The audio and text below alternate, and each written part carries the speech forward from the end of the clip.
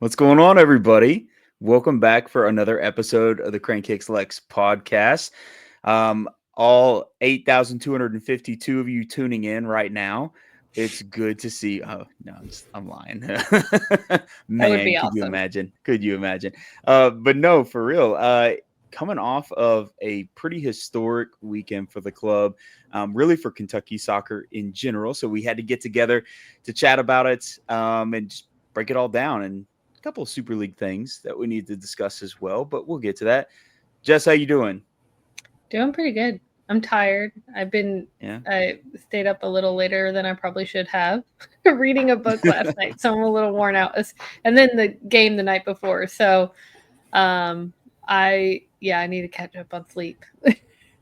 That's my big problem. I like start reading and then I just keep reading and keep reading. And then I'm like, wait a second. Everybody around me is asleep. What's going on right now? Like the whole entire household is lights out. And I had that last night. it's 2 a.m.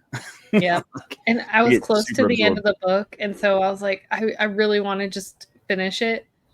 And yeah. And I What are you have reading? what? What are you reading? Well, I was gonna say first, it's on the Kindle, and so it tells me how much like time I have. I was To reading finish the chapter. Yeah, My well, wife has one as well, so I'm very familiar.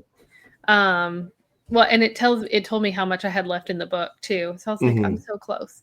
I just finished an Abby Jimenez book, Oh, okay. which they're kind of fun, lighthearted. I needed to take a break. I kind of like switch genres around, and normally like when I need a break from a certain genre, I like doing like a lighthearted one like that, and it was good. Nice. Yeah. Nice. I love it. I'm like doing this freakazoid thing where I'm juggling 4 books at the same time. And He's crazy.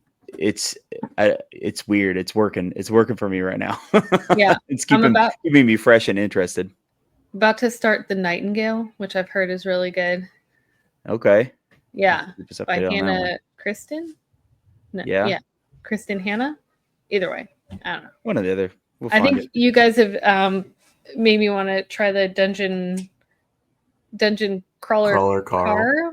Yeah. Yeah. I've got that on my Kindle right now too. So Oh, it's the bomb. Yeah, So good. I'm about 200 pages in now. nice. I'm really enjoying it. Yeah. It's getting lots of momentum then at that point. Yeah, just it like is. picks up speed and just never stops. Yeah, Maybe that'll have to I'm be my really next one. interested. I'm kind of surprised at how much it has kept my interest, and like I'm very curious where the next step is going, and kind of like the way it lets your mind imagine things is like really cool. It's very interestingly set up. I've never you'll never experience a book like it before, or like other than this. It's crazy. Sweet. If you love fun and you like even remotely like reading, even just a smidge, you got to read Dungeon Crawler Carl. It's like it's just so weirdly good. Like I don't know. It's like Dylan was saying. It's off the beaten path and it's so fast paced and it's like fun. It's just fun. I don't know. I love it. Well, maybe I'll have to do that one next. Yeah, you should. So we can talk to you about it because it's amazing. Totally. Dylan, what have you been up to, man? Besides reading Dungeon Crawler Carl. Nothing much. I did go on my vacation a while back. Hey. We don't have to talk about that. We can move on. I thought you were going to keep it secret from us or something. Because last time when I was like, hey, Dylan, what's up? You were like, nothing at all. And I was like, oh, this must have been like one of those secret agent missions. I'm like a speak when spoken to kind of guy. So like, I need a lot of like context, and I needed you to specifically be like, hey Dylan, how was your vacation? Because like what's up was just like too broad for me. So your brain's like, all the things, none of the things, many of the things. Yeah. I get it. That's cool. Yeah, I just man, trying to not be set ablaze by the sunlight. It's just been crazy. It's finally introduced my oldest to Star Wars. We actually started him with episode 1. I'm not gonna lie. We thought about doing 4, but then we decided going 1 because we were like, maybe with it being like a kid protagonist, it might capture his interest a little bit more, and then kind of get the ball rolling. So, it was. He gave it a sideways thumb. Okay. Really? And I was what's his stance on Darth Maul? He thought he was creepy. Peter and I are gonna have to have a conversation because Darth Maul's the coolest guy of all time. He got very happy though when Obi-Wan got his get back for Qui-Gon Jinn though. He like legit was like, man, he got him back for that. Qui-Gon Jinn didn't deserve that. And I was like, I mean, yeah, you're not wrong. I'm not gonna spoil it for him and let him know that Darth Maul is still alive though. That'll come later. That comes out like really long. Yeah. When he's like 30, he'll realize it. He's like, what? William and Dora love Jar Jar Binks. I think that's what made it for them. Yeah, Coop thought he was pretty hilarious. He was like, what's up with this guy? I love it. But hey, you know, that's kind of why he's there. Yeah, not for, he like, is. For sure. Kids. Yeah. Absolutely. Adults that were like, why is this weirdo in here? And it's like, that's totally for the kids. Like, just let it be what it is. Like, that's why that's there. So we'll see. I'm going to try and get him on the other ones and see how that goes. Maybe we can get that sideways thumb to a thumbs up, or at least like a leaning upward thumb. I don't know. We'll figure that out as we go. But let's talk about some exciting face-offs that don't involve lightsabers. Should. How cool would that have been? But anyway, we had like the craziest soccer weekend, at least in regards to just like on the whole Kentucky soccer. Like this matchup this weekend that we got to just dive into between Lou City and Lexington Sporting Club at the Stables. It was electric. And we have already faced them this season. We went to Lynn Family Stadium and I wasn't there. I couldn't make it. I was coaching in a game of my own. It didn't seem like it was quite as crazy and intense an atmosphere as what happened this weekend, at least from a watcher online, right? Just like looking at it through the recording. This was just like, I don't know. Aside from our not winning, a perfect execution just from like the vibe standpoint. Now, there were some things like when we're talking about, could we clean up some operation stuff? Sure, we're a club that's learning, and like this is the first time we've ever had a crowd like that. But just from a standpoint of what you'd want out of a budding rivalry that hopefully can become something that's really regular, at least assuming we're going to get out of the West at some point and rejoin Lou City in the East. It was amazing. I don't know, before we even get into like the nuts and bolts of the game, let's just talk about that stuff, just the environment and just this 8,000 fan match, which is, it just completely destroyed our attendance records. Number one. Number two, made the coolest environment. I don't know, Dylan, like, what are your thoughts just from the vibes? I mean, it was awesome. There's really no other word for it other than awesome. It was just really fun to experience that. And I don't know, like, you talk about like comparatively to, the away match for us, the one in Louisville. I don't know if it's maybe because of the size of our stadium is smaller, where we fill it out more, or, like the smaller it is, the, more you fill it out like that. Yeah. And then it feels kind of more like the atmosphere kind of like feels more electric that way. I don't know. That's kind of the vibe I felt. It was just really fun. And, shout out to it not being hostile at all. It was like so good. I didn't hear any, like evil banter, between the supporters groups or anything. So it was just like good, clean fun for the whole, whole environment. Just a really awesome time. Yeah. Jessica? Yeah. Totally agree. I know I think it's because I think the expectation was set beforehand. Like, hey, we're going to keep it. We're going to have fun. It's going to be competitive. But I saw a comment, I think on Facebook in one of the Louisville posts, how someone said, keep the rivalry on the field and not in the stands.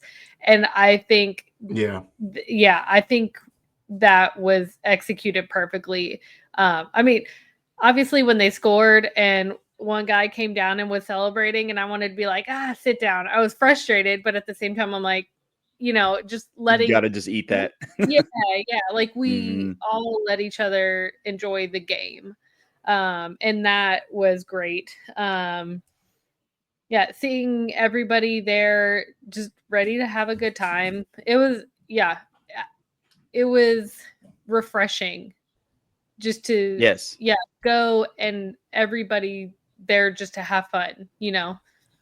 I loved how accessible it was to like, at least from the supporter section, it was to get a drink. You know, Mm-hmm. like the amount of vendors that we had set up made it like more accessible for everyone. And I know that there were still some long lines. I know like the grilled cheese spot takes a while, so the line there is pretty long.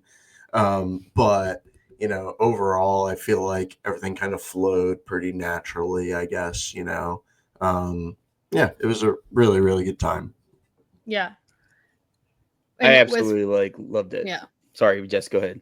Oh, I was just saying with having kids there too, not being like, oh, I don't want to go all the way to the other side of the stadium to get my Yeah. kid Mhm. Kona Ice. Mhm. Yes. I really like that they added a lot more Yeah. for it, and just made it easier. Go Right. ahead, Tyler. I loved I absolutely adored how much they had and how they like added stuff. Even after they put out the initial graphic, they were like, "Oh, by the way, there's going to be a couple more there." Yeah, That's I like love what that we too. needed.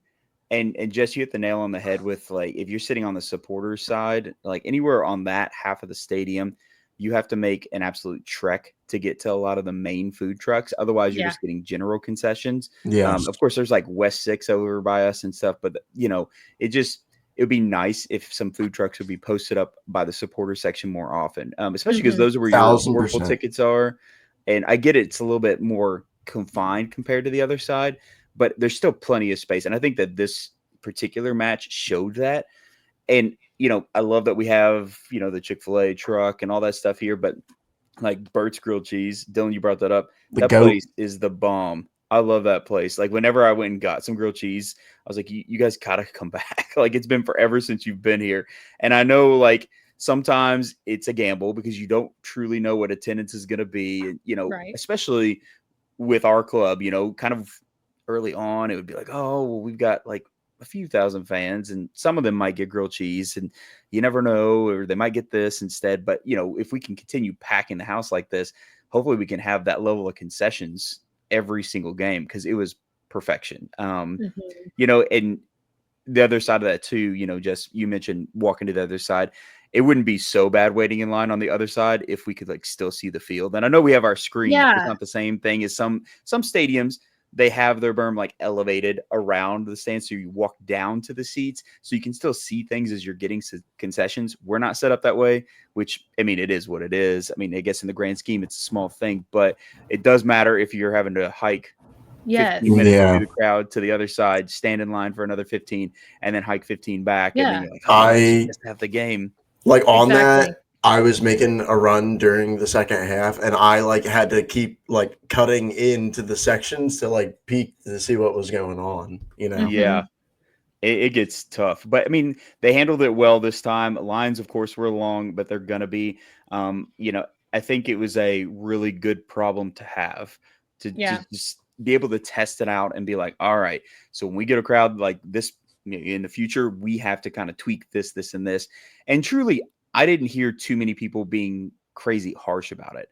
Lou Mm-hmm. City fans, Lexington fans, of course, some people were like, oh, I wish this was a little bit better. I wish this was a little bit better. But overall, I don't really think I saw anybody being like, it was a deal breaker for me. And like, because of the concessions, I'm never coming back or anything like that. I think most people kind of realize, okay, this is a first time for this club, and we're going to have to kind of tweak things, and it'll be better. Things will be smoother down the line. Mm-hmm. I can't speak to the traffic situation because I got Right. there early Yeah. and then I left late Same. because Yeah. like I was on the field afterwards. So I I can't speak to that, but I do know that some people were frustrated with that.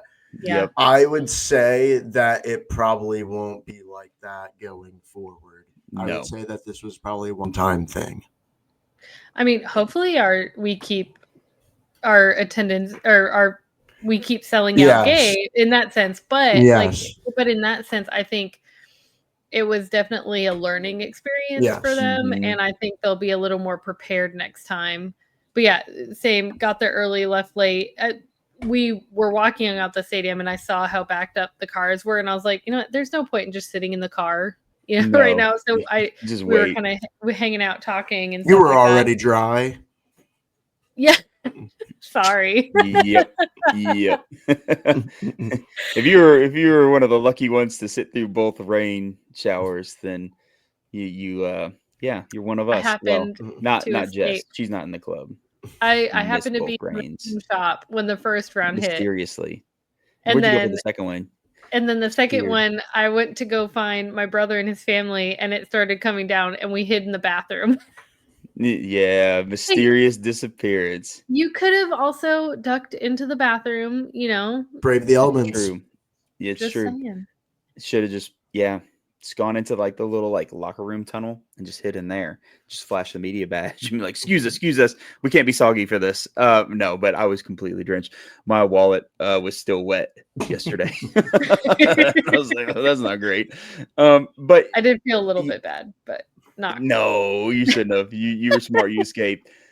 But yeah, I had a buddy that actually came to the match, and I got a chance to catch up with him, and he was like, yeah, usually I get to the stadium like 6:30. And then I just whip right in and then walk into the stadium. And he was like, nope, I was in interstate traffic for an hour waiting to just even get onto Richmond Road. And then I missed the first like 30 minutes of the game trying to get in there. So I'm sure he wasn't the only one, which, for a lot of fans, I'm sure they're thinking the same. You know what I mean? It's like, oh, yeah, like any other time I can get there, right off the bat. And some people might not have been aware, like this is a completely sellout crowd, even though it was posted everywhere. There's still probably a lot of people that aren't like chronically online that are going to miss that type of information. And then they show up and it's like, oh, okay, this is unexpected, which again, a great problem to have. And to be able to work through, you want to be able to have those opportunities to run into those barriers so you can fix them for later. So I think, as many people pointed out, several online or in person, having, police there to help guide people to both of the entrances and exits and kind of streamline some of the traffic as best they could would be amazing, especially because it's free parking. So it's not like you're having to stop to check in or anything. So with that being the case, I feel like it could in the future move really smooth. But, I was with you, Jess. I feel like, and Dylan, I know you feel this way too. It was zero animosity in the stadium. It was awesome. And even like the Coopers, who are the supporters group for Blue City, they came over where we were tailgating, hung out, chatted it up. We're super cool. I don't think that anybody was taking anything too far in the stadium, outside of the stadium, nothing. It was all very cordial, very like, this is cool. And, you see rivalries, even in U.S. soccer, where things are taken way too far. And it just sucks to see. And everybody has a like bad habit of being like, that's a real rivalry. And it's like, no, that's not a real rivalry. Like you have to be able to like give each other crap whenever the game's going on, but then shut that down and be like, all right, good game. You know what I mean? Yeah. Like we won or we lost, whatever the case might be, shake hands, move on, get ready for the next time. And I am super happy that Lexington and Louisville fans handled it that way. So many Louisville fans had added our accounts for CKL on various socials and been like, look, you guys were class. That was a good time. That was a great stadium, great atmosphere.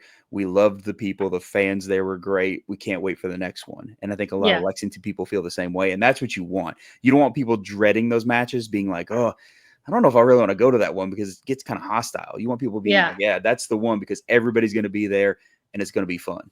Yeah. You don't want to go into it being afraid,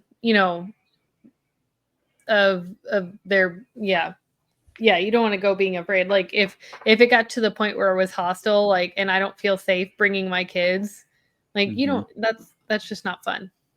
No, and of course it was like a small incident, but it's like the matchup, it was a big rivalry thing between Rhode Island and Hartford. We might even mention this on a previous match, but like it's this big, rivalry that they have now, even though they've only been in league. Well, Rhode Island's only been in league for 2 years now. This is their second, very small percentage of people, but apparently they had like physical altercation at their last matchup, and you just don't want that. And I know none of them condone that stuff, but that's what you want. Like, even in small doses, you want to keep that out, because even if it's only like a couple of people, that's all anybody hears about. That's all anybody talks about. So it's nice to know that the general fan base was like, no, we're not about all that. Like, that's not what we're looking for out of this stuff. So it was just good. It was a good time, a good spectacle. And of course, you feel that energy. Yeah, it was. And, we talked about like the roar from the fans, like when we played New Mexico and how crazy that was. I still think that was one of the most electric games ever. But you can't deny that the goal that we had in this game, like the whole stadium was bumping, minus Lou City fans, of course. It was really, really cool to see that. So I hope that we have many, many more of these. I hope the league stops messing around. Of course, I'm afraid that once they install that like first tier, they'll be like, oh, Lou City's going to go to the first tier, and Lexington, we're going to bump you back into the East, and then we won't have them again. It'll be like once a year that we have this go down. But I hope that this becomes a more regular occurrence. And then, maybe in the future, even more of the Lexington fan base can make it out, because I know not too many rode up there for the first match. But I think that's just a matter of like our growing fan base. And, of course, people wonder, like, what's it going to be like? And it was a weeknight. Yeah, exactly. Yeah, it was. And not very early matchup. No. So both of those things were not great. But I mean, this overall, though, I feel is a huge win for Kentucky soccer. And then whenever you add in like our over 8,000 attendance, plus what was happening in Lou City whenever they were hosting that international friendly at the same time. And I think it was like 11,000 fans. So you have 20,000 people watching soccer in Kentucky. That's awesome. Like, yeah, live all on the same night. That is a really, really good sign for like just the sport in our area and in our state. I think that that's one of those times where you're like, this is a win for everybody. So we got to keep winning. We got to keep getting these attendance wins, because that's like the real win, having support for your squad and your team. So that way it can have longevity and keep going. So to many more. I hope we have lots more. Yeah. Let's dive into the game. This has positives and it has not such positive things. So yeah, we can go all night about like the good, like quality friendship and banter and all that stuff, but we do have to get into the nitty gritty. First off, let's talk about in general with the lineup. We speculated on here about what the lineup might look like with us going into a Jaeger match that did not matter in regards to us winning anything beyond just saying we won against Lou City. So it was a pride match. That's totally it. Us just going in there trying to say we beat Lou City, and that was all we wanted to do. So it was like, okay, well, do we play our straightforward A team that we've been seeing? Because clearly we've nailed down an A team. Or do we kind of mix it up and get some players in there that are fully capable, but maybe aren't who we would normally use in a do or die situation?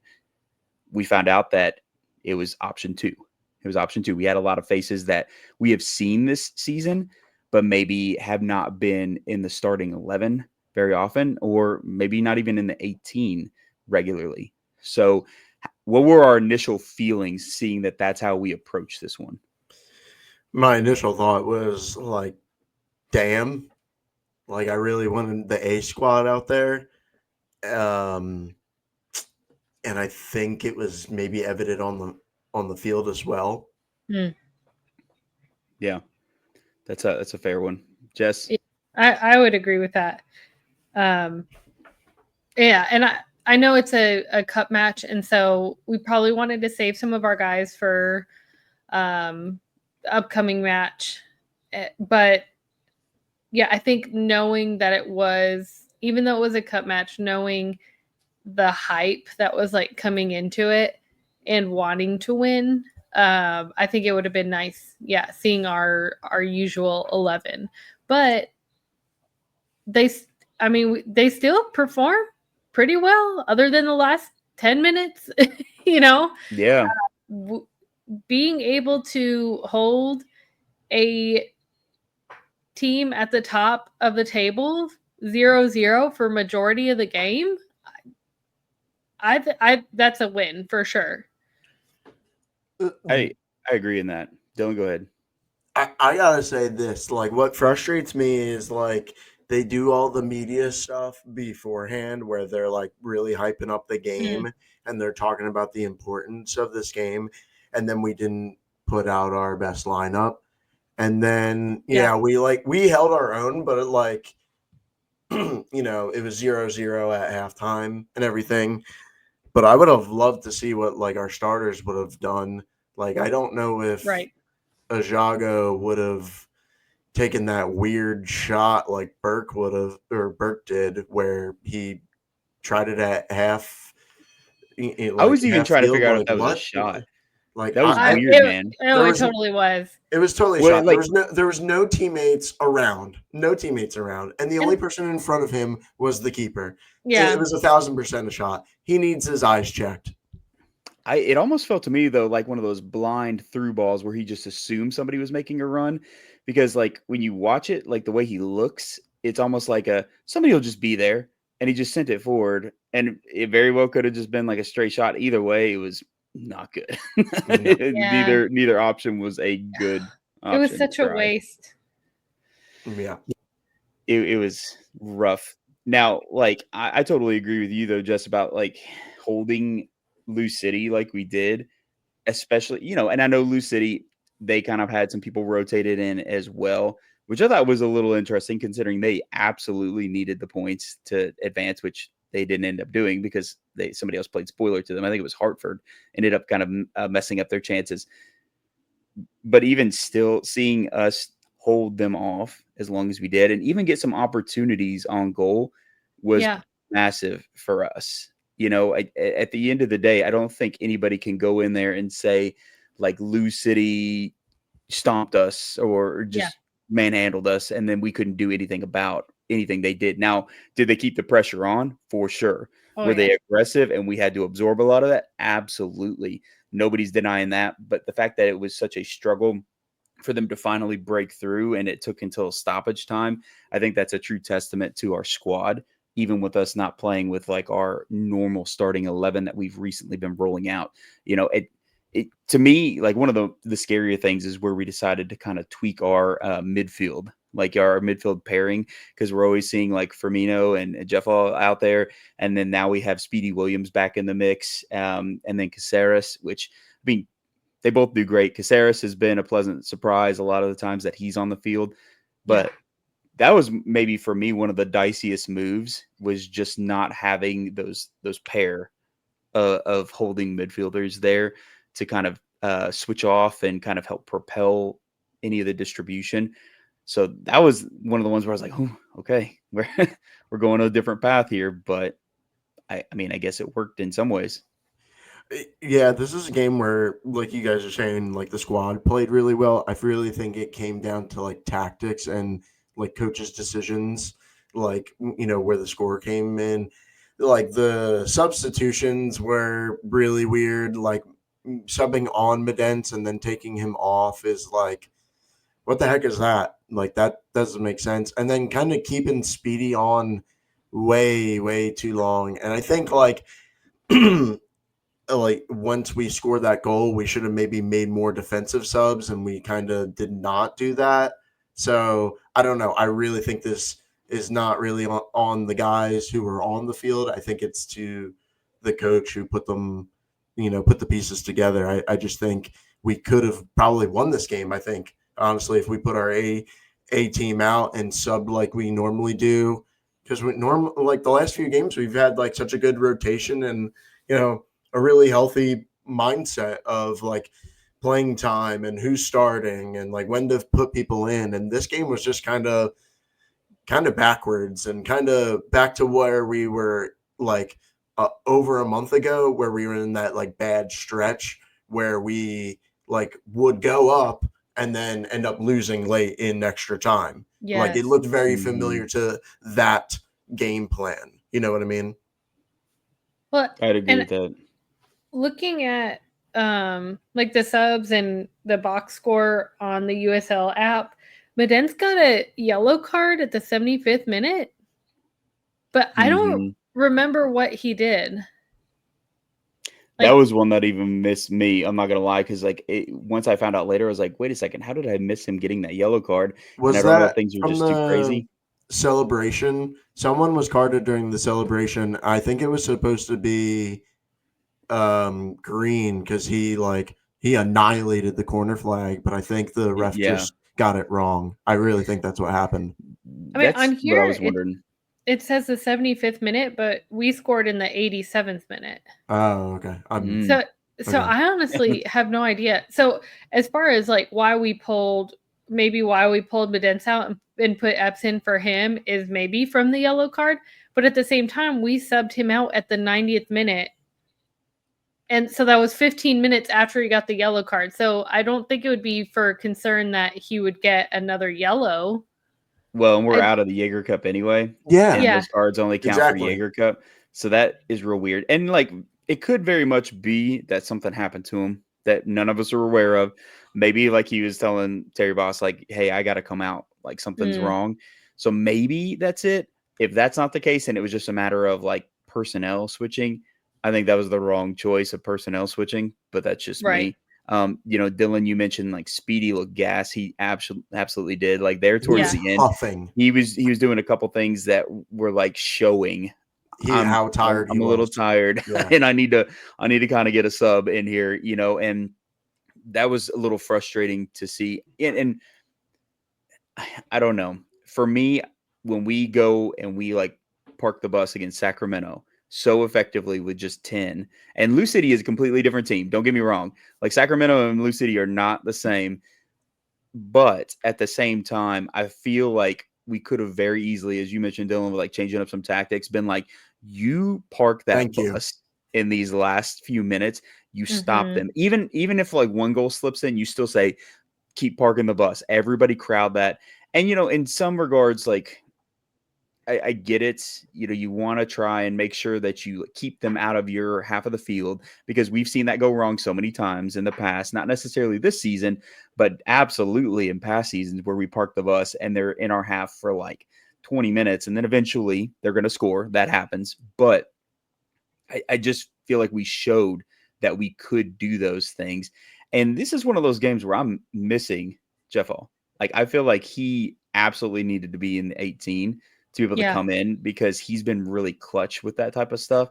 We've mentioned like every once in a while he'll do a little bit of a scary play, but overall I feel like he has become a true cornerstone that you're going to put in there and say, don't let anybody score, help the D out, and just be there and get the ball out of that dangerous space. And I think that was what was really killing us, because that first goal against us, nobody could get the ball cleared, and it just kept falling to Lou City players just over and over and over again, which I'll give us credit.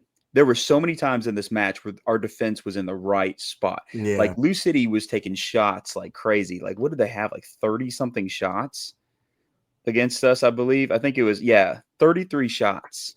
Sheesh. And so our Someone was defense always was putting where a they need body to be. part out, Yeah. out in the way, like at least attempting, to block. Yeah, it was good. And then like it just felt like tired legs got the better of us in that last little bit, or tired minds, one or the other, and nobody could just get a foot on that ball to just kick it out. I didn't even care if they ended up with a corner, just kick it out, and it just kept wobbling around in front of Lou City players over and over and over again, and then eventually they're going to get something off of it. And that even happens with the second goal too. You see, like, not everybody's getting back quite as quick as you would hope that they would.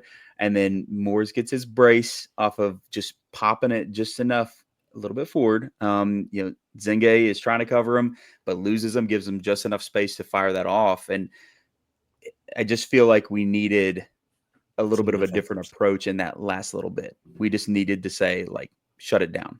Just be a wall. And I wonder too if it was because it was literally the last second par for the course. First of all, but also I wonder if it was they were expecting the ref to have blown the whistle already. And I wonder if Zenge, I think it was Zenge that had the moment in our box where he like had taken the ball really hard and went down. That added probably another minute and a half, which is probably why the ref hadn't blown the whistle when with the original stoppage time. So I think too they were I think I almost wonder if in their minds they were like, oh, the ref's about to blow the whistle, the game's over, you know, maybe pulling back a little bit. I don't know. You can't play that way though. You got to play till the end of the whistle. Totally agree. Yeah, it's just it's frustrating because you saw how frustrated the guys were at the end of the match. They were really, really ticked off that they couldn't pull it off, and so I will give them credit. It wasn't a lapse of caring, I don't feel, but it was definitely a lapse of something somewhere, and it just makes me feel like, oh man, like if only we had just been like shut everything down and just be that wall there, and then whatever, just boot it every time, and just make them have to rebuild each time and see what we can do.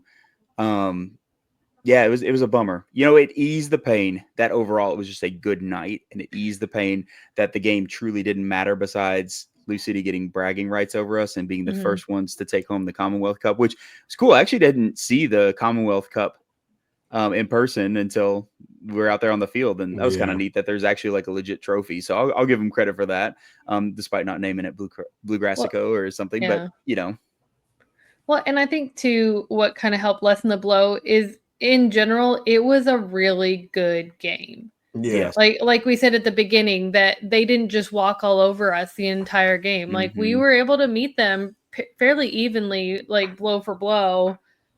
We got shots off. We got a goal. It wasn't a shutout. Again, like they didn't get the clean sheet, and there were no red cards. No one got kicked in the face, which that's what I wanted going into it. No one getting kicked in the face. We ended the game with all of our players on the field. Terry Boss even mentioned that, which is funny in the post-game interviews. He's like, we had all of our players. And I'm like, we did have all of our players. And I think that's what's really cool about this game. You know, me and Kyle were talking after this. He couldn't make it tonight. But after the match, and he was like, I don't know. I feel like I would have been better if they had scored than we had scored and then they had scored. But me, I felt better that we scored first because it gave us like a pure celebration of we're going to win. And not only that, I think if you're a Lou City fan and you say that you weren't worried, you're a liar. You're a liar. I think that gave us just the joy of every Lou City fan being like, oh my God, they're going to beat us. They're about to beat us because it was so late. It was such a good goal. We've been holding them off so well. And so for me, it's just the elation of knowing they were scared in that moment.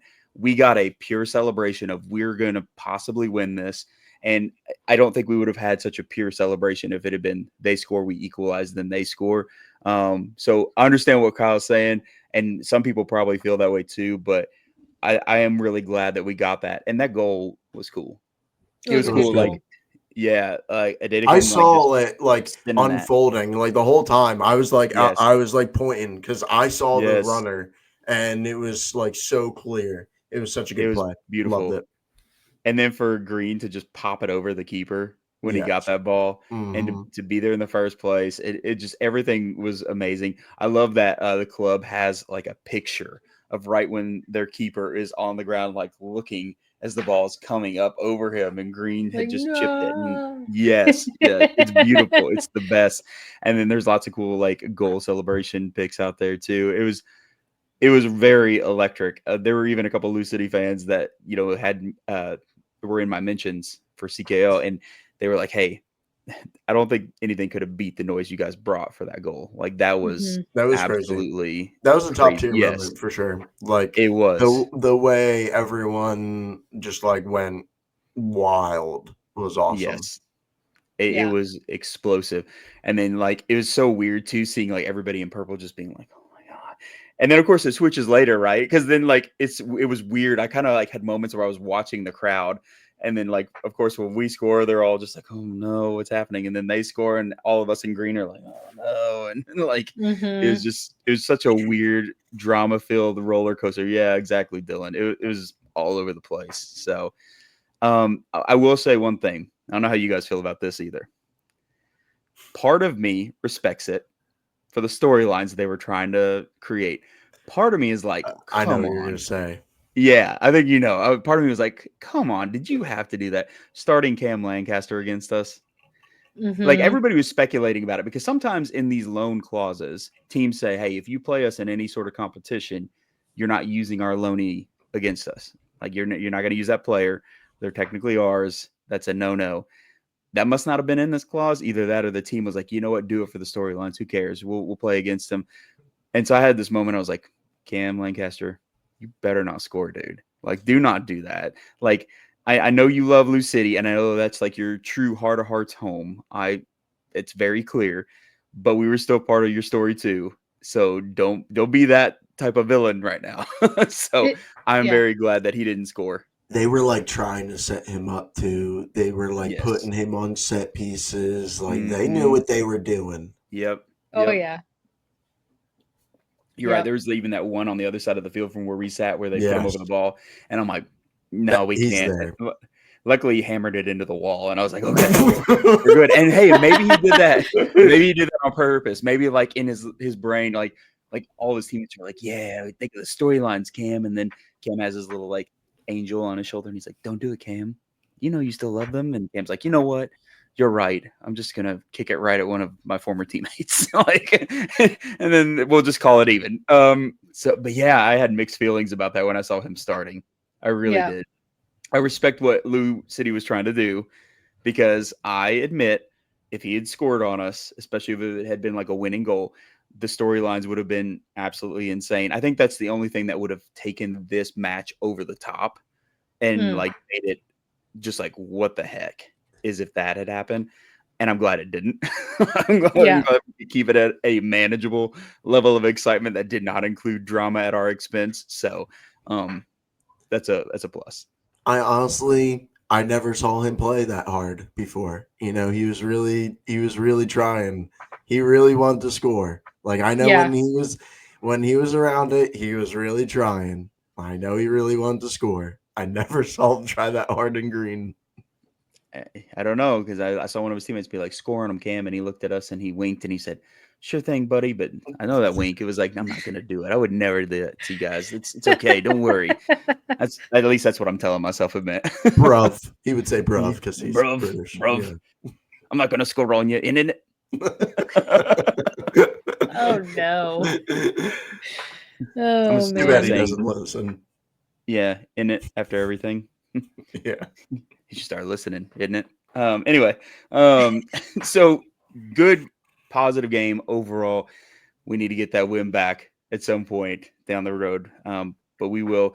I will say, so we had lots of questions that were fielded. We actually addressed a lot of them just now, so we didn't like call them out, but it was cool to get so many questions and thoughts about this game from fellow fans. Even some Lou City people submitted some stuff here.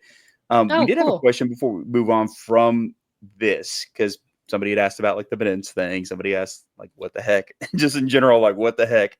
But like, I don't know. Do you guys think that this is a true turning point for our attendance? Because we had the New Mexico match, which was very like pumped up and everybody come out and here we go. And that managed to break a record. Then we have this one breaking a record. Like and I will say, I don't think whenever I'm asking this and when they ask this, I don't think they're meaning like, are we going to have 8,000 people every single match? I think they're meaning it more in the sense of like our average attendance overall. Do we feel like now we're going to be able to say it's going to raise or at least elevate and then kind of hold from this point on?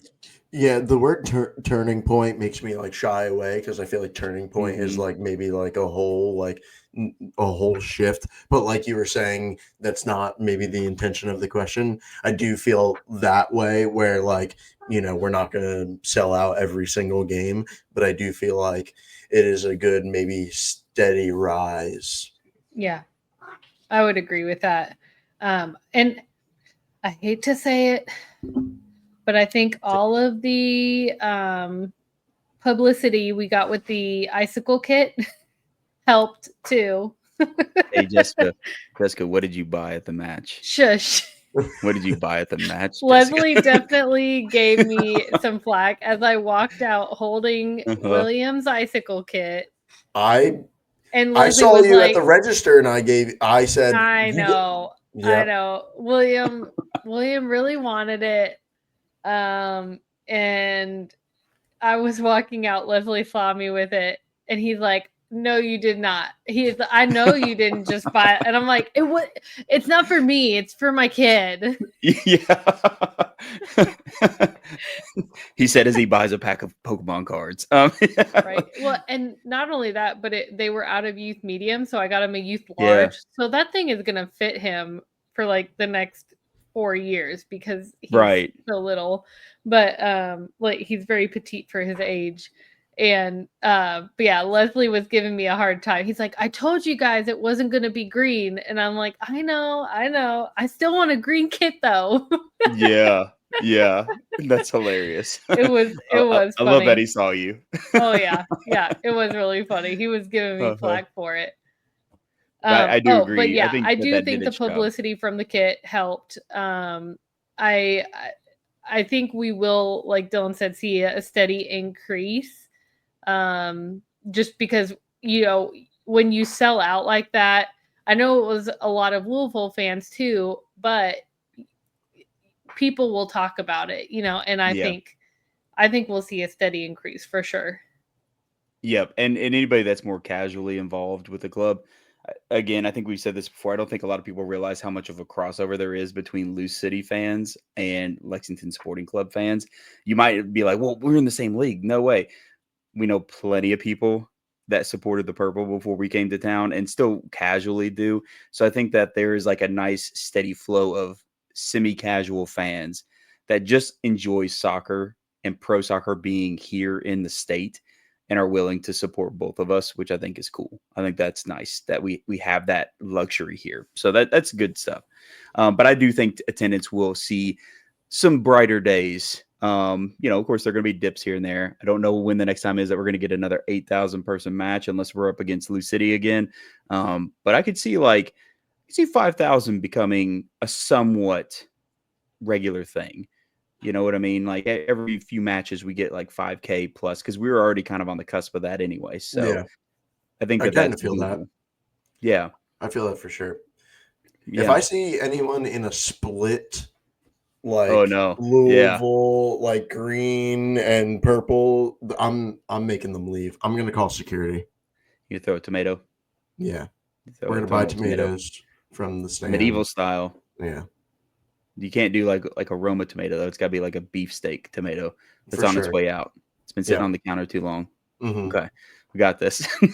We know what we're doing. It would be terrible. It would be terrible. Yeah, no split kits. Okay, so we've got another question before we move away from the men's team, unless we end up having some final thoughts on this.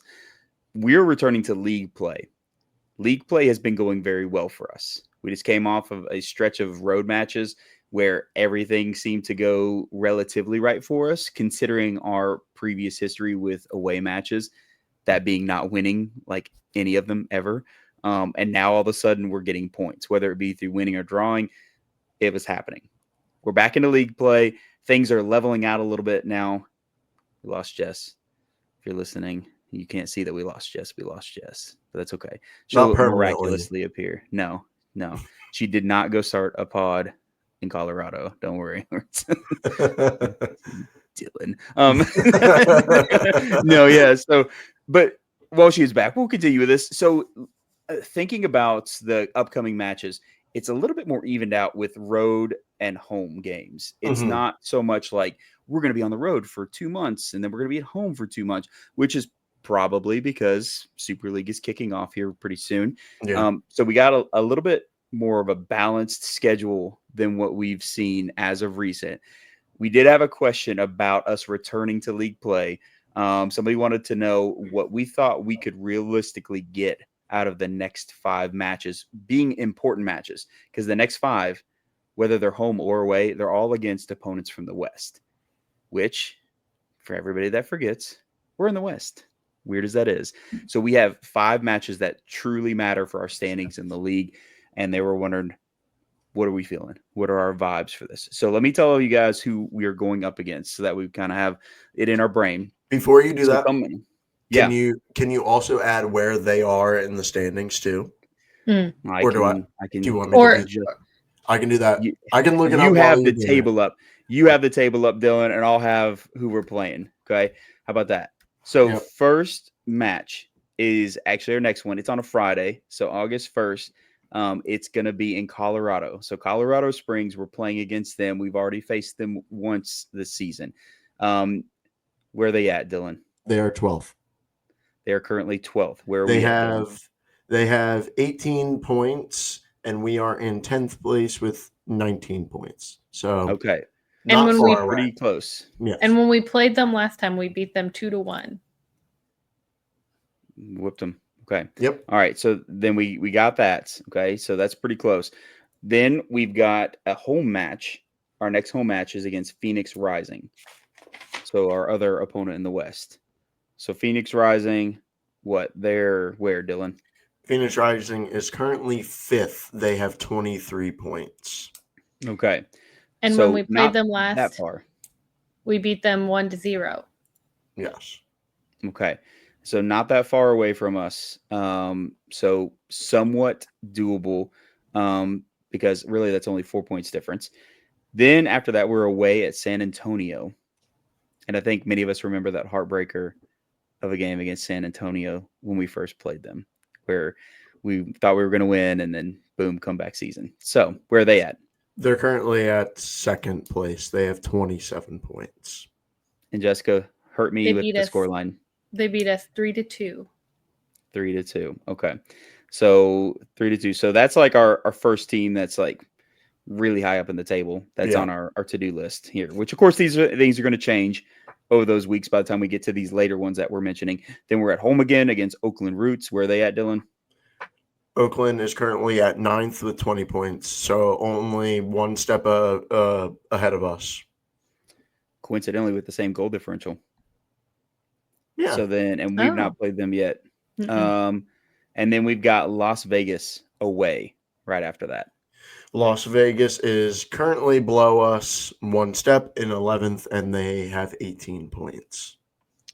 And we tied them 0-0 when we played them. That's what I thought. So it was a 0-0 that time that we faced off against them. Okay.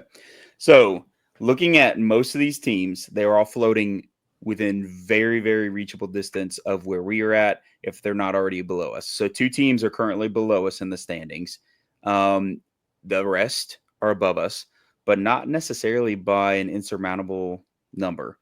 Save like San Antonio. They're at 27 points. We're at 19, right? So it's a little different. That one might be a toughie, especially considering how things went. All right, let's just do this. We'll go with win, draw, or loss. We'll go through them all and we'll say each. Okay. So Colorado Springs, I'm going to say win. Dylan? Win. Okay. So that's one each. Okay. What about Phoenix Rising? I'm going to say win. Win. I was going to say win too. All right. We're all up to 2 wins. San Antonio, I'm going to say draw. Loss. I was going to say draw. Okay. All right. So then after that is the Oakland game. I'm going to say that is let's give that a win. I'm going to say win. I say win as well. Okay. And then I'm going to ride our current form away. And for that Las Vegas match, I'm going to say draw. I'm going to say win. I'm going to say win. Okay. All right. So we're all very optimistic. Yeah. Dylan, did you only choose one loss? Yeah. Wow. Okay. Dylan only chose one loss. That means that we're doing good, you all. If Dylan is believing in us that hard that it's only one loss, you know that we're in the right spot and we're feeling good. Okay. So now we have that all kind of figured out. What I had 2 draws out of that and 3 wins. So I guess I'm going with 11 points out of this 5-game stretch. Right? So I'm going 11. So then Dylan, what'd you have? Do you need to do some math? 4 wins and a loss? 1 loss, so that would be 12. 12. Okay. And I had 4 wins and 1 draw, so I'm at 13. Okay. All right. So then there we go. We got to this. All right. This is weird. I have the lowest predicted number. We should have had Kyle give us his predictions. I know. I forgot to get it from Kyle. Would say something very level-headed and very statistics minded. Kyle would say we're going with 1,000,000 points in that 5-game stretch. So I'll say it for him. Kyle says we're winning by 1,000,000 on everything, and that's how many points we're getting for it. Kyle, I'm gullible because I thought you were going to actually give a legit number.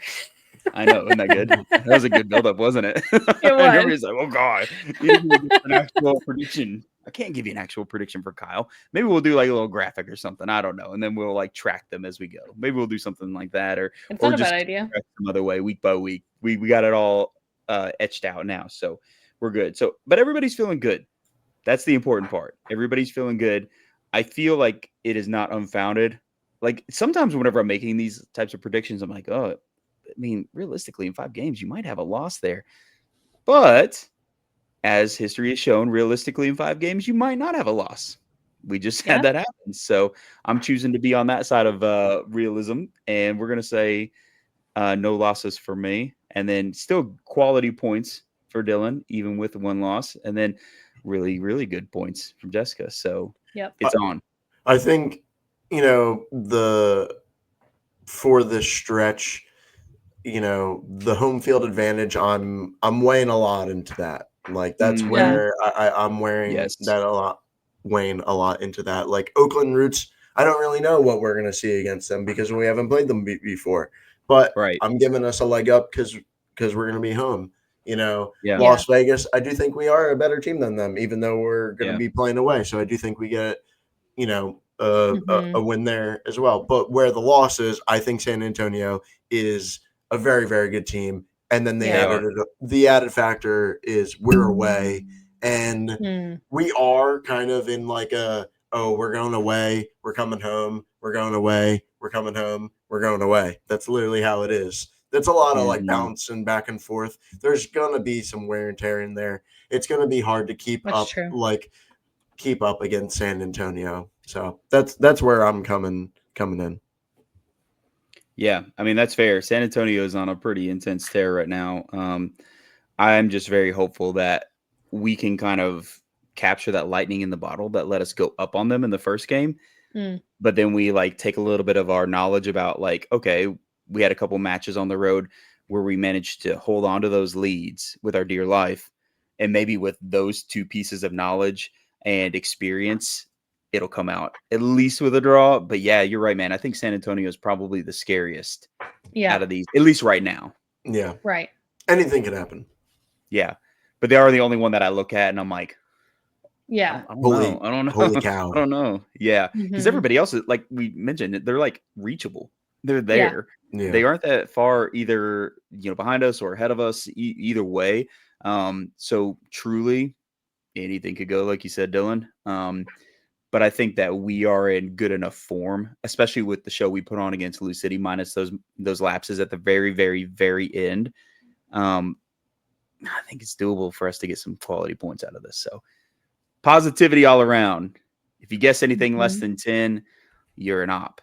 You're working for opposition somewhere. So get right. Get right. Yeah, figure that out. All right. Final thoughts before we touch on some Super League stuff. None. Let's get to it. Yeah. Let's do this. Okay. So first off, before we get to like a couple of questions we have from people about the Super League, of course, we have to deal with more sad stuff. There's always like sad stuff sprinkled in here. Why can't it always just be like nothing but happy? This is lame. So Maddie Parsons officially said her goodbye to Lexington Sporting Club. Nayoung Shin is now gone as of recording. She's in Brooklyn. Appears to have been transferred there. There's a bunch of like posts and then deleted posts and then posts and then deleted posts from like the club and then Brooklyn. I don't know. It was a whole weird thing, but it seems like it was a transfer. So that means we probably got a little bit of money out of it, which is cool. But man, what a bummer to have 2 players that the fan base really connected with. And I feel like the team leaned on heavily officially be out of the mix. I might cry. I'm crying the club right now. No, I won't cry, but it sucks. And we see beach pictures in Maddie's stories, but we still don't know quite where she is. So we will hopefully have news to report on that soon. Yeah. Hopefully. And it's always hard too when players like go off because it's like sometimes they make a pit stop somewhere and then they go True. somewhere else and then like everybody's thrown off and you're like, wait, it's not going to be there. So I just hope, like you said, we get some news soon and I hope it's an awesome place where she can Yeah. ball out. Yeah. And, I don't know if it'll be Super League, NWSL, something completely different. If it is Super League, I'm not even gonna be mad if she scores on us. I'm not even gonna be mad. Right. I would probably cheer for her anyway. Yeah, real. it's like if like Ates or Nico scored on us, I'd be like, well, you know what?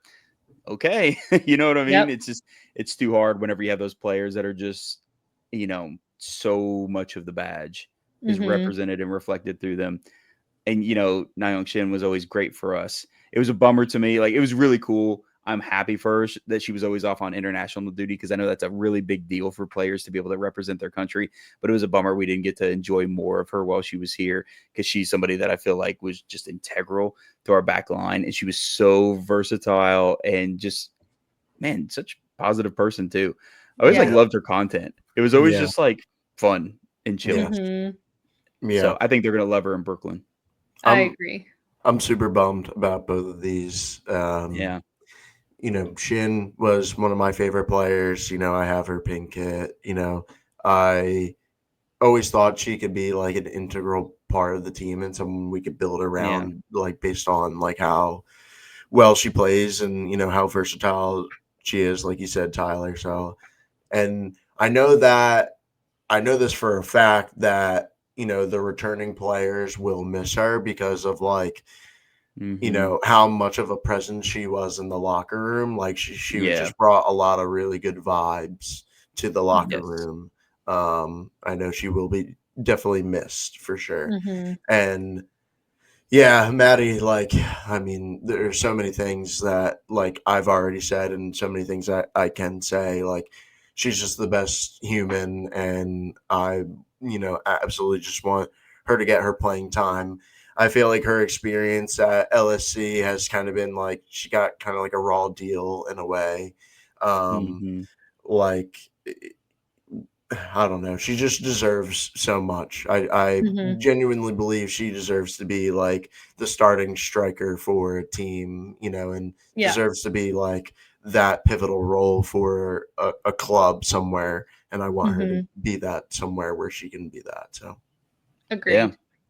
If only we could find out that one of us is a descendant of royal blood and happen into billions of dollars and make our own club, and then we could just sign whoever we want. We just make a whole club of LSC fan favorites that have been sent off into the ether, and then, hey man, what would that be? Well, basically, anyone who's been on the podcast. Yes, or anybody that any of the fans love. Yes, that's true. So that's more accurate. Important message for all the fans. Don't like any of the players. Just like stare at them with a blank face. Don't wave. Don't smile. Don't ask for autographs.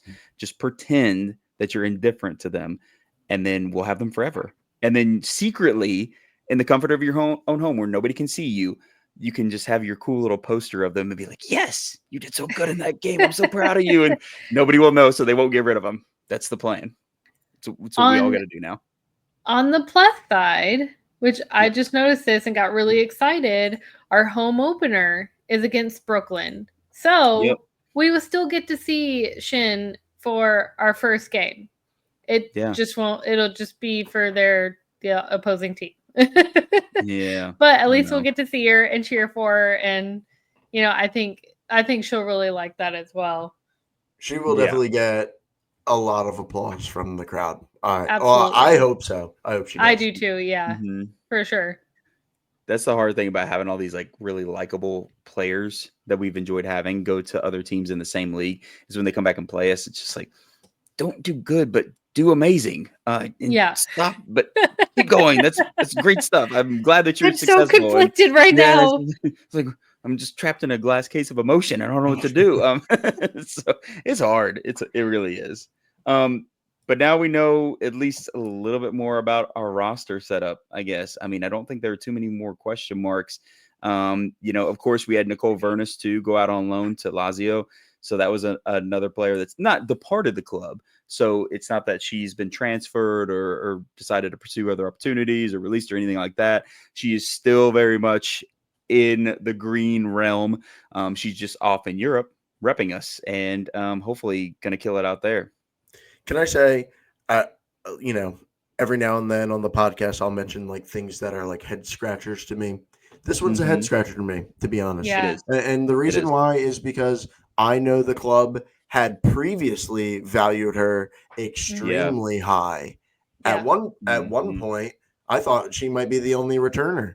That's how high she's valued. Like, I'm dead serious. So the fact that they're loaning her out now is a real head scratcher to me. Yes. Yeah. I will say, like, the European loan out makes me feel a little bit better. I love because that. it feels like it's like go out there and kind of spread the LSC and get really valuable experience.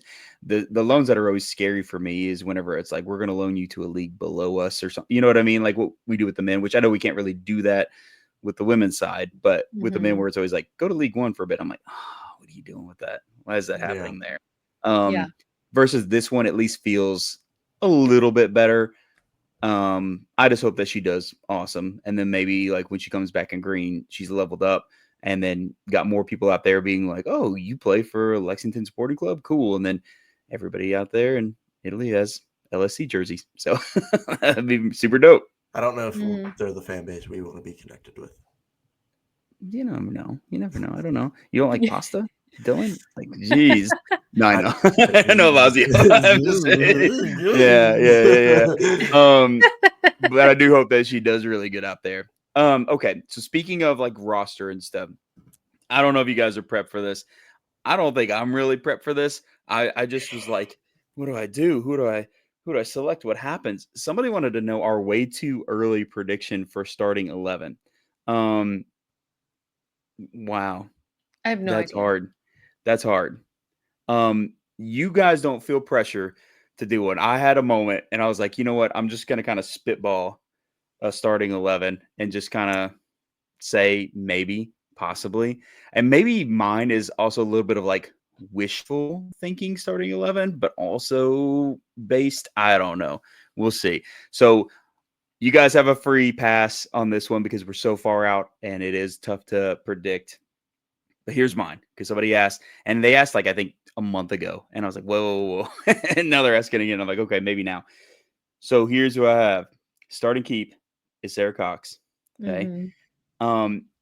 My heart of hearts wanted to put her at CDM, but I don't think she's gonna get tried at CDM like I really, really want. But I put Maddie Perez as a left back. I just want to see her either outside back or as a CDM and see what she can do because I feel like those positions would be really amazing for her. So I compromised and I was like, okay, maybe that's our left back because we don't have a lot of players that are like true quintessential. My bread and butter is left back. We have plenty of players that can play and have played at high levels at that position, but it's kind of a tricky one for me. I've got Hannah Schartz as our one of our center back pairings. So I put her there alongside of Allison Pantuso because both of them have some height. Like seeing them and Sarah Cox, they're just like they are imposing both in the best very way. tall. Yeah. Yes, and it's so cool. And like I love me a tall center back pairing. I love it. It's you don't have to be tall to be center back, but I do love it. So I got them. Bourgeois is the right back in this system. Then and by the way, I forgot to say I'm rolling out a 4-2-3-1. That's my assumption.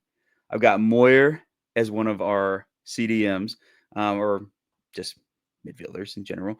Then I've got Taylor Almer as her kind of partner in crime in that spot. And then for kind of like that cam spot, I put McCain because I feel like you kind of have to have her somewhere in there. And then we've got Weinert out on the left for the wing, and then we've got Ekich out on the right for the wing. The striking part was kind of tough for me. Yeah. To say maybe it was going to be Barry, maybe it was one of our returners. I'm going with Laroquette, who is one of our loans that we pulled in from Orlando. So I kind of feel like maybe she might be the one that snags the start. If not, I kind of feel it might be Barry. I don't know. It's kind of tricky, but that is my way too early nailed down starting 11. And I know it's way too early because I know we're still playing around with formations and stuff. I know that we're like mixing it up a little bit. Um, so I don't know. I don't know. We'll see. Any of those that you guys feel like I'm crazy on? That you're like, no way are they starting over this person? No, I actually like your lineup a lot. I would say I don't know about that left back situation. That was the hardest one. I kind of feel like we might be playing with three center backs for some reason. I don't know. That's kind of what I was wondering because part of me was like, okay, well, maybe we'll do like Watson there, or maybe it'll be Perez. And that's why I put Perez there too, because I was like, okay, like if we do kind of like a weird little swing situation where Bourgeois goes up, then Perez is one of that three back Inverted. system. Yeah. And Oh, so, okay. Yeah, yeah, never yeah, mind. yeah. Yeah. So I was kind of wondering that. Like Johnson can play back there. Hannah Johnson, not Johnson from last year. So she can play back there. I think Cassie Rohan can play back there. So left back is kind of an intriguing spot. That was the hardest one out of all of them. The other ones were difficult just in the sense of we're kind of deep in those spots. Left back was more difficult because once again, I know we have players that play left back, but I don't know that we have anybody that's like that's my core. We have a lot of people that like right back is their bread and butter. So I don't know. That'll be really, really interesting to see what we do with that based on how players have been used in the past. And some of them have been switched around based on what team they're in, or, they played one thing in college, went to pro, and all of a sudden they played something else, but maybe it was only for a couple of games. So it's kind of tricky, honestly. But that's mine. That's what I'm going with. I'll keep this so that way whenever it's all wrong, I could just put X's over everything. I feel like the only one that I'm really like 100% confident in is like McCain and Ekich. Those two. I was gonna say three. I'm pretty confident on Weiner, Yeah. Ekich, Yeah. and McCain. Those three, Yeah. I feel Yeah. like is a really solid for sure. Yeah. Yeah. McCain and Ekich are like my 100 percenters. And then like Weiner is like my 90 percenter Mm-hmm. in that regard. You know what I mean? Because I could also see them being like, well, let's test out this person or this person. Because again, it's just like we're deep in a lot of spots. And it's like, okay, what are we going to do about that? Who we're going to put Yeah. in these positions? Or like Bourgeois, I feel pretty confident. I feel like she's another 90 percenter for me, that it's like maybe even 95% that she's going to be in that spot. Again, this is something we like. I don't know if this is like a strategy we employ just over like both sides, but we do Yeah. always go like offense heavy when we're signing people. And it's always Yeah. really weird to me. Yeah. We absolutely do. And I think we also have like a lot of midfielders that have versatility as well. Cause I think like I could be wrong, but I feel like I saw like Taylor Elmer like play a little bit in the back line at some point. I might be wrong. I don't know. Maybe I'm crazy. It is strange. You're right though, because it feels like our outside backs are the weirdest Yeah. positions where you're like, what we can do about that? What's happening with those? I am excited to see how it all shakes out, whether I'm wrong or right or whatever. Like I just this is like exciting stuff though, because this makes you feel really, really pumped about what's coming our way, because that's a really cool problem to have when you're like, I really don't know exactly what the lineup is going to be, because I could see lots of people doing really amazing things in these spots. And if you had asked me a week ago, I probably would have put Shin as our starting left back. That Yeah. probably would have been like a lockdown thing. And now that's not the case. So I don't know, maybe this is barring any other craziness happening, but this is kind of what I'm feeling has some good vibes. And I know it's really heavy with former Spokane players. And you kind of have to create a new system, and you can't really rely on like, well, they all play together and we're just going to use it, like for like, because it's not going to be like for like. You have a new coach, new teammates, and everything. But I do feel like it's sometimes smart to lean on that a little bit and be like, all right, you guys recently played at a high level together. Let's see if we can capture that a little bit, and then we'll tweak as we need to. So I don't know. We'll see. We will find out at some point in the near future, hopefully. Maybe we'll have more open opportunities to see this team in action before we take off, because now it's like cat's out of the bag. It's been out and about. Like the team was out in Spokane. I feel like the writing's on the wall whenever you see like 500 clues that say, well, not even clues really, 500 pieces of evidence that are like the team is in Spokane, which that feels very obvious. Why everybody was posting in their the players stories were pictures posting, from Spokane. Yeah, and it wasn't even just players; it was like everybody was being like, "Check out Spokane," and like, "All right, yeah, we know why we're out there." Right.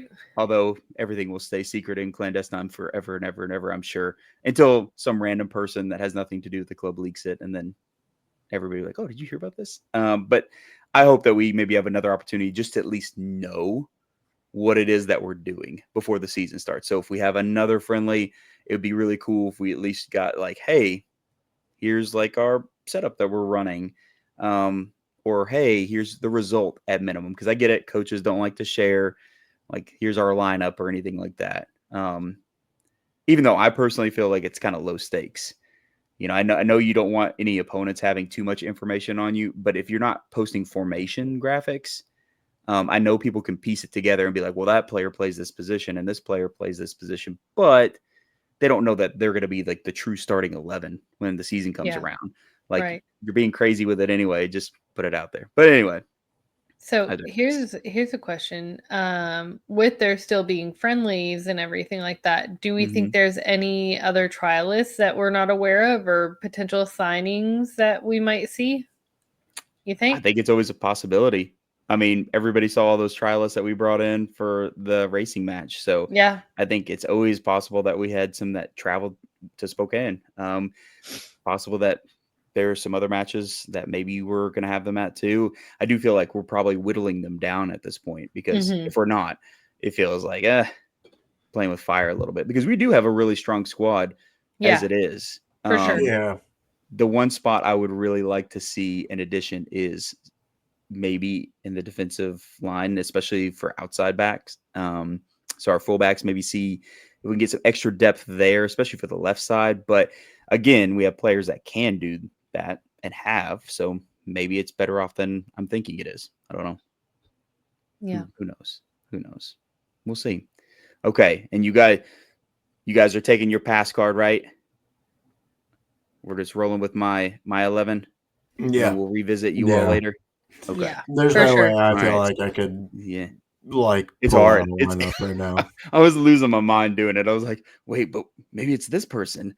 Maybe I could see this person starting here with this person. And it was I finally just had to just be at peace and just put names down that I felt in my gut. I was like, okay, based on what I know, I feel this is right. I feel this is right. I feel this is right. Be done with it and move on with my life. I almost think it's like silly to speculate now, even like it's so hard to even like say. And the like lineups, like you were saying, that they use in friendlies and in preseason stuff, they're always so wacky and they're always trying different things. So like, it's like I said, I think it's silly to even like try to do it. But you love being a silly goose, man. I do. I am 100% a silly turning goose. heel. Don't turn heel on us. No. But it's silly. I'm starting to be positive too. Man, what am I becoming? Weird. You've been replaced, haven't you? You're a lizard. Am I a replicant? Would a replicant say that? Eyes blink like 4 times, but in different directions. It was weird. No, I agree. It is kind of like a weird exercise to do, but sometimes I have fun with it. And sometimes I just go crazy with it. And today I kind of felt like I was going crazy with it. So we're just going to shelve this, and I'm not going to do this again until we have a little bit more of a firm look at what's happening. I think that's what I want to do.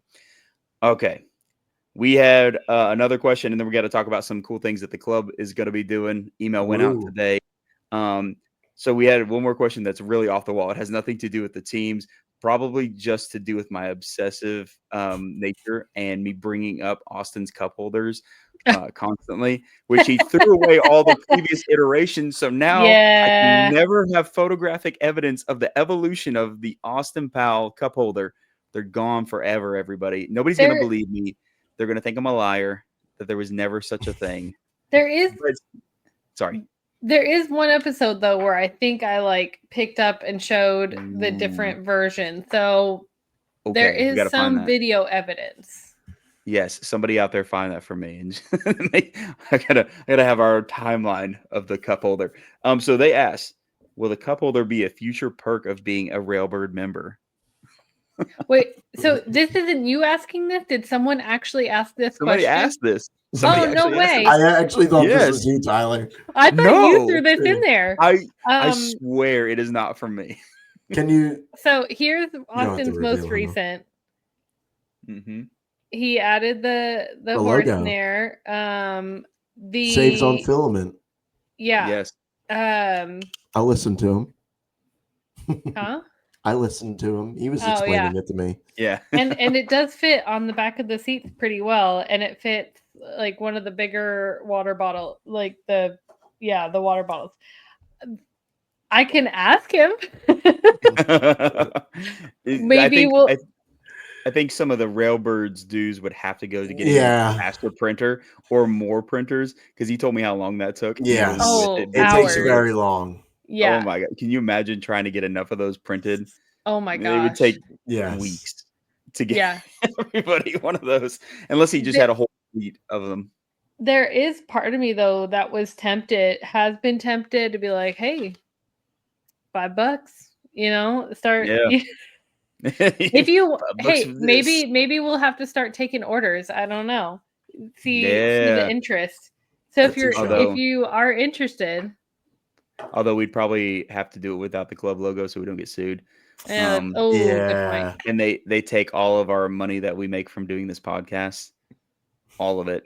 Yeah, they do. Or maybe every cent. Not sell them, but they could be. You could get one with a donation. Maybe that's our plan, though. They sue us, and we don't have money because we're already spending money doing this. Negative times negative equals. It's positive. Oh my gosh, you guys! They already take my money. They already take my money. No, I'm saying that we get positive money because we have negative and negative money, and then all of a sudden it becomes positive money. Maybe that's the get rich quick scheme that we've been looking for this whole time. No, I'm just kidding. Please don't sue us, Lexington Sporting Club. We're spending money to do this. Please don't do this. Yeah, and the likelihood of actually putting the time and effort to make these and sell them is not very high. Yeah. No, we would be Austin still in the hole. has been very clear that this is a hobby. Yes. Not a side hustle. Yes, 100%. 100%. Yeah, that's so funny that you guys thought that. I just came up with this question. Yeah, it is something I would do. I thought it's something I would do. Questions today, and I thought it was your question. I did too. 100%. It was not. I promise you. I that's love so that. Funny. Yeah, I do love though that they've been following Austin's printing journey. He'll get a kick out of that. Holders. Hey, a dude. Okay, so he has like kind of like his own like small supporter group type setup for Lou City, like Louisville Ledgehogs. He's really, really active online. He actually commented back to me, like being complimentary of everything. He's like, man, you're missing cup holders. And I was like, oh, buddy, do I have information for you? And I told him about Austin making that. Little like, did you know. He's like, yes. And I'm like, yeah, see? Look, you're just ahead for of the real, curve. we are. Yeah, truly. Right. There we go. The club, they can employ us to make cup holders. I will be the moral support. Austin can be the tech and know-how. And I don't know, you guys could do something else more important than me being moral support. And then we'll just let it roll. No, apparently people are listening and they want the cup holder. I was about to say, like, I feel like I always wonder how much like people listen to what we say, and the fact that like someone actually listened to this, like I feel like this is kind of crazy because it's one of the most minute things we talk about. Yeah, and it's just a random. Yes, it's like my random tangents. That's the most alarming thing is that somebody's paying that close attention that they're not just fast forwarding through me talking about cup holders again. I know it's a win. Yes. Putting Austin's cup holders on the map. Look out. Okay. Email today. Email popped through. We got lots of stuff to digest. It was a big email. It was a big You had to email. scroll to read it for sure. Yeah. Scroll really far. I feel like if this was an actual scroll, it would have fallen on the floor and then rolled 20 feet back, and somebody would have dramatically read it as somebody like reeled it in for them. Why don't we use scrolls anymore? That's so cool. It was like a CVS receipt. Library tangent. I want scrolls back. I want my scrolls back. So look, we have all kinds of crazy stuff. You guys got to help me in case I miss something because there's so much there. So we've got jersey off our back is one of the things the team is doing. So on the 8-9, 9-5, and 10-17 game, one season ticket member is going to randomly get a player's game worn kit. So again, this is for season ticket members. That's super cool. So you like check in at the marketing table by that front gate, and then you get entered in. You can win 3 separate games. Yep. You can win a sweaty game worn kit. I mean, I would. Like, why wouldn't you? Like, geez, so awesome. Get that. You can get seat upgrades, which I think everybody knows about that. People are randomly being drawn for the seat upgrades. That's been happening like every match. That's still a cool thing. Season ticket members, another cool thing that we got is like the Tuesday night happy hours. It's every third Tuesday of the month, I believe. So those Tuesdays, every third of the month, you get to meet up at the stadium for a happy hour, hang out with other season ticket members and staff. I think that's a really cool thing. That's a really cool one. That is really cool. Yes. I think that's super neat that they're doing that. I think that I love that when we partner with like other restaurants and stuff, but I think that this is cool to be like, this is at the stadium. Just come hang out at the stadium, because then it feels truly like an exclusive club as opposed to you just like go to a restaurant where other people are. This lets you know everybody there is a season ticket holder. They're going to want to talk LSC or other things. It's a really cool way to connect. So I love that. Yeah, that is one of my favorite things. You mean like getting to talk about LSC and other people want to also talk about LSC versus me chasing them down the street? Yeah. With a pamphlet. Have you heard about us? Like, ma'am, did you just put a LSC and CKL sticker on my baby's stroller? I'm like, no, I didn't. That was already there. You're clearly already a fan. Jess is knocking door to door. Have you heard the good word of LSC? Yes. I mean, I definitely feel like there are times where, like, there's the one time we went to lunch, and before you and Cassie got there, Austin's coworkers were there, and like Austin literally, who's like 5 minutes. 5 minutes before you mentioned LSC, and I'm like, it's a problem. I'm sorry, I can't help it. It's okay. I have like a coworker that is a season ticket member, and even when I catch her in the hall and I'm like, hey, what about the game? Like, she's like, yeah, it was good, and tries to keep walking. I'm like, but wait, what did you think about that goal? Come back. What about the red card that happened? Hey, we gotta talk about this. And she's like, no, I gotta go get my class now. And I'm like, no, they're fine. Yeah, I know. I feel you. Me. Please digest all this. They're also doing like the know before you go, but it's like an enhanced one, supposedly. I don't know what's going to be enhanced about the information that they like send out an email about, pre-match information that was on there. And then of course, I think people probably have seen this, but now you have like a benefits card that's in your SeatGeek app. So you pull it open, it's like, you are a season ticket member. Here's your special little digital card. And I guess you can kind of like wave your phone around and be like, but you didn't know I have this cool season ticket holder card. I'm gonna go Tuesday nights to hang out with my people for happy hour. Everybody's like, okay, whatever. I don't know what a Lexington soccer crew is, but that's fine. And then the coolest one, in my opinion, besides the Tuesday night thing, is August 11th, Monday, August 11th. That is something that we've been begging for ages and ages and ages. There's actually a exclusive season ticket member, exclusive. What do you say? Exclusive. It's super exclusive. That's why I'm saying it 14 times. But it's a meet and greet event. Exclusive open training session. Exclusive. Although I don't think the actual training the training is open, right? The training and autographs are open. Right. The meet and greet afterwards. It's for season ticket members. Season ticket members only. Secret. Yeah. So like what the training is from 6:10 to 6:45. So that's the men's and women's team out there training, which is really cool. People Joint practice. People been wanting to see this. That'd be cool. An And then Athletico. We autographs. can jump in there with them, right? Do that. Oh yes. Yes, we're in form. We are informed. I'm excited about the meet and greet for season ticket holders though, because it said that if you're a season ticket holder and you go to that, you get a look at the Super League kits, both of them, early, which is super dope. I'm insanely excited about that. Now there's a little bit of a catch. Okay, go ahead. I'll ask my question. It's only a catch for me and Jess. Oh, okay. Our kids have their like open meet and house. greet their teachers that night. And so we're like, okay, parental responsibilities. But then we're all getting in the car super fast, and then we're driving there. Run in, throw the supplies in the room. Yes. Like, it's nice to see meet in a couple days. Bye. Let me know what you need during the year. Tyler and Jessica are saying goodbye to their kids' education and saying hello to the new kits. Clearly more important. Yes. Like, how else are we going to make them soccer stars? I mean, like, dude, we can got to get them all in on this. Plus, my wife and I are both teachers. It'll be fine. We'll teach Jessica's kids too. It's fine. Whatever. Who cares? Right. We'll have like a little schoolhouse at the pavilion at the Lexington Sporting Club fields. I'm sure it's sanctioned for that. We'll be all right. Our whole entire recess will be training with the club. They're going to be with all those kids and that teacher all school year. They'll be fine. Yeah, that's right. Like, actually, I'm sick of them. Can we go back to LSC with the more cool kits?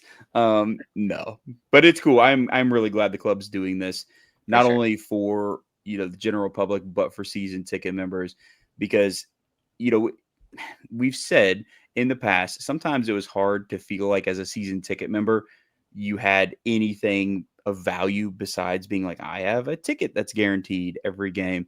And I think the club is doing a lot better about saying, wait, you're a season ticket member. Here's something that's extra special. This is one of the things that I've been begging for is like because other clubs do this. Other clubs have been doing this where if they have a new kit coming out, they invite their season ticket members out to come see it.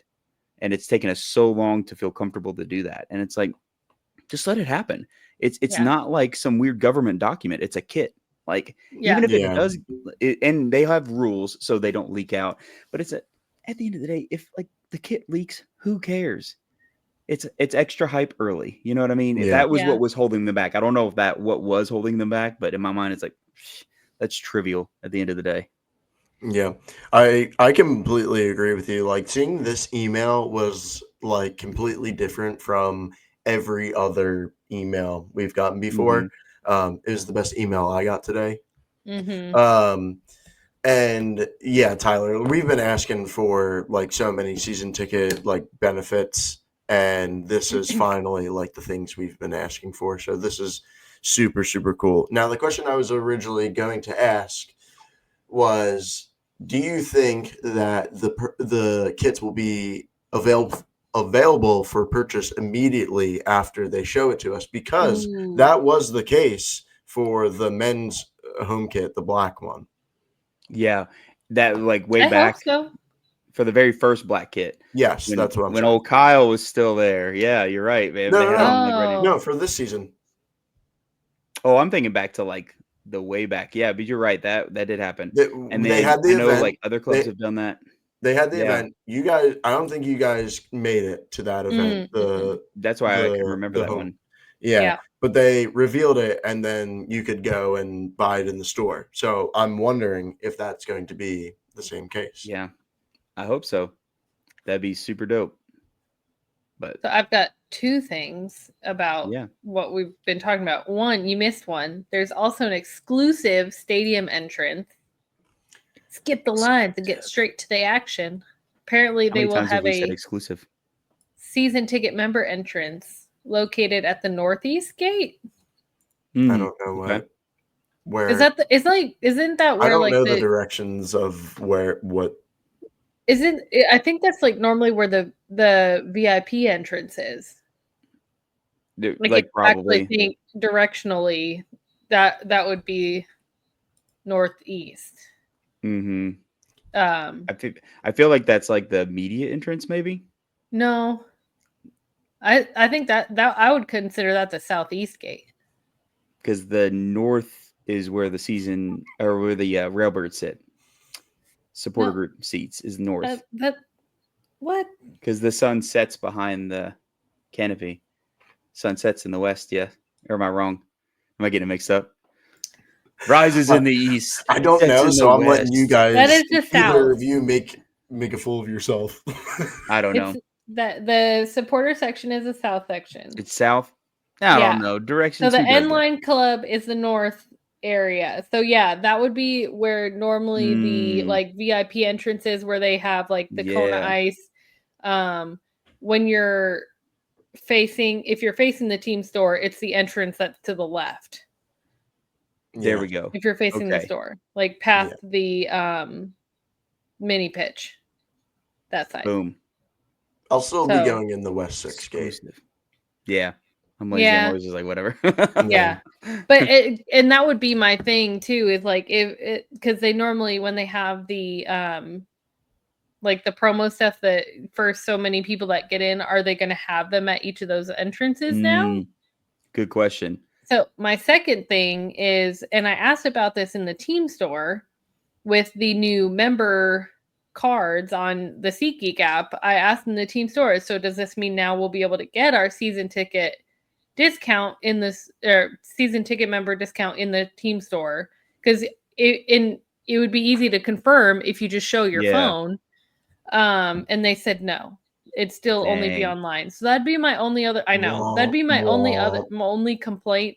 That add the discount in the store. Yeah. Because I'll shop online, but they'll get way more sales if that happens too. Yes. Yeah. For sure. I agree. I wish we could do that. That would be really nice. Yeah. 100%. Dang. Well, at least you tried. Confirmation. So, but maybe if enough people ask, they'll look at trying to add it. Well, now that it's out on our podcast and people actually listen to it, maybe people will spread the good word of CKL, like Jessica. They stopped listening after the cup holder talk. That's all they held out for. They just wanted to get to that. They're like, why don't they do that in the first 5 minutes so I can just stop listening? So, I don't know. We probably lost them by now, man. Yep. But seriously, though, hopefully maybe something will kind of improve in that regard. But you never know. Yeah. I don't know. We'll hold out to see. So anyway, cool stuff, especially for season ticket members. Sorry, Jess, go ahead. I have one more complaint. Yeah. Oh, I know what you're going to talk about. Yeah. Okay. The Christmas in July on Friday. Wow. That was not. Whack. That was not. No. It was whack. They made it seem like this huge thing. Yes. It was like, oh, yeah. So if you don't already have tickets, but you want a standing room only ticket, or we made it so you can buy more obstructed view ticket. What? Yeah. The mystery deal is a deal for us. You get to buy our seats. Yes. Oh man. That was lame. That was lame. Wow. That was like the worst. I love that they made the tickets available. I hate that they were like, it's a gift for you. And I'm like, for who? I have my tickets. Why is that a gift for me that you made it so you can make more money? Like, it's for real. Where does that work out for me? But also, if we're doing standing room only, give them wristbands or something. So like the people don't have to keep checking my phone every time I go to the bathroom. Yeah, you know, that was obnoxious. Yeah. Although eventually they just like recognize me and they're like, whatever, go for it. Yeah, but same. Still, like the first couple times, you're like, promise, I'm supposed to be here. Like, it's cool. Yeah, I get it. Growing pains yet again. Yep. Anyway, but I'm with you. So that was my last complaint. That was a good one to complain about. I'm not gonna lie. Yeah. That was one of the first things that we've done as far as like giveaways that I was like, absolutely not. That is not a giveaway. That is not, or not really a giveaway, but like a perk. It's like that. No, not a perk at all. No. You being able to sell more tickets does not do much for me as a fan. So, I mean, it's cool. I love that there are more people there cheering, but don't bill it as like, we are gifting you this. No. That was a weird one. Oh, well, it's over. Maybe in the future, we won't do any more Christmas in July because it's no longer July. So next it'll be Christmas. And like, good news, you can buy more Super League tickets when they return from their break. Christmas in August. You can buy tickets for your tickets. Like, whatever. All right. Anything we missed? You know I'm prone to missing things. Did I ask about Colorado yet? Yes, you did. It was good. I went to Red Rocks, and it was definitely no. I won't go on. Yeah, but you didn't go to a Colorado Springs game, or you did and you heckled them. Either one's acceptable. No, it was the same night as the concert. Actually, I did check. So you snubbed them. I checked. Yeah, and you snubbed them. I You said no. You're not getting my money. I'm going to Red Rocks. Good job, Dylan. We're proud of you. All right, cool. Well, everybody, make sure that you get ready for a semi-late match against Colorado Springs. It's only 9 o'clock instead of 11. How about that? It's not an 11 o'clock start time. Like, Woo. What do we deserve, or what did we do to deserve that? I don't know. Good things only. So now everybody can go to bed at 11:30 instead of 1:30 in the morning, and which was surprising. Rough. Last time that happened, though, there were a lot of people up and online in all the LSD like groups and stuff. I was very surprised how many people hung in for that one, but it was cool. I was kind of surprised because we were like still texting each other. I was kind of like surprised we were still still up too. Yeah, I was powering through no matter what. I was cooking. Yeah. I was fine. Well, and then even after the game, I was so tired, but I was so wired from it that it still took me like an hour at least to wind down. Yeah. I had to process it all. It's truly the adrenaline. Yes, but we got that, and then hopefully you grabbed your ticket deals. Like, what was it, like $8.09 tickets for the Phoenix game, their next home match. Hopefully everybody can get out there and we can have at least somewhat close to the experience as far as energy, maybe not traffic, but as far as energy. And I really, really sincerely hope that we have some good food trucks there for that one too. I hope that was not like a complete one-off. I know we're not going to have that many, but please have Bert's grilled cheese there forever. Just have it there forever. Ever and ever. And don't hide it. Don't hide it. Put it right there for everybody to see because their grilled cheeses are the bomb. I'm not even a grilled cheese person. And theirs are just like magic. Even though yours got soggy. Even though, yeah, rain. Oh yeah, that's true. Yeah, I guess nobody heard about that. Yeah, mine got completely soaked because of the rain, so I ate it anyway. It was a sponge of a grilled sandwich, and I ate that thing, and it was delicious, and no shame in my game. Although my wife just stared at me like, "What's happening right now? Why are you doing that? Please throw it away." And I'm like, "Nope, paid $9, and this thing is amazing anyway." So we're testing it out with rainwater added. I didn't get that. We're good. All right. Everybody come out to these matches. Remember about all these events. If you're a season ticket holder, check your email so you can be up to date on all these things. Dylan just remembered something. Buy the Railbird scarf. Oh, yes, buy the Railbird scarf.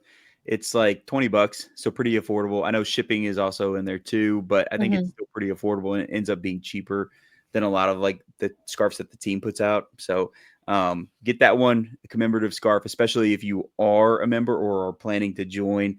Super easy. It's like $10 to join, and they have a bunch of cool stuff coming up. So I'm not going to spoil any of it because it's all clandestine. It's in the works. It's coming up soon. So get your scarf. It says "Come on, you Greens" on the back. That's the coolest part about it, my opinion. I love it. So I can't wait for everybody to be holding those in the air. That's going to be rad.